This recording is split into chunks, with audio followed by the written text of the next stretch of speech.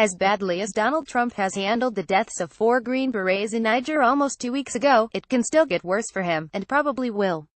After conspicuously ignoring the killings for 12 days, Trump was finally confronted about his silence and lashed out by lying about President Barack Obama. He told reporters that Obama and other presidents didn't make calls to the families of slain servicemen.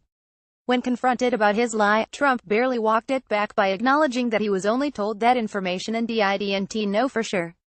But then, the following day, he resurrected the smear by telling Fox radio host Brian Kilmeade that he should ask Chief of Staff John Kelly if Obama had called him when Kelly's son was killed in action in Afghanistan in 2010. White House officials were caught off guard by the statement, telling the Washington Post that Kelly may have mentioned something in private to Trump that Trump then exploited to revive his smear against Obama.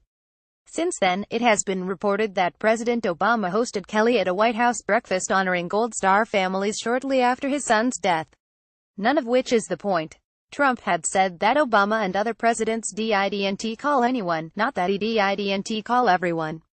Obama's engagement with the families of the fallen is beyond question and ought to be beyond politics.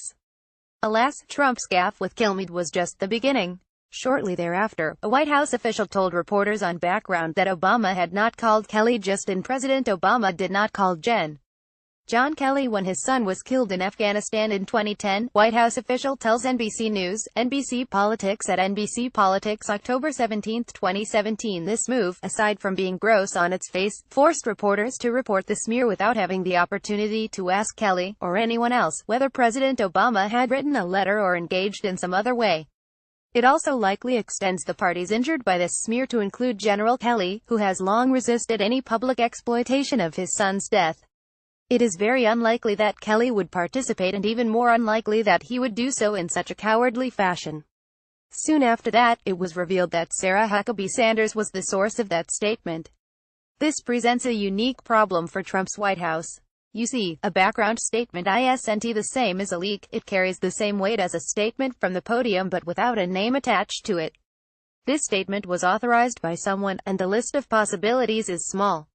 Based on my years covering the White House, and the fairly ironclad assumption that General Kelly had nothing to do with this, I would guess that Trump ordered the statement. It's also unlikely that he told Sanders to issue the statement directly.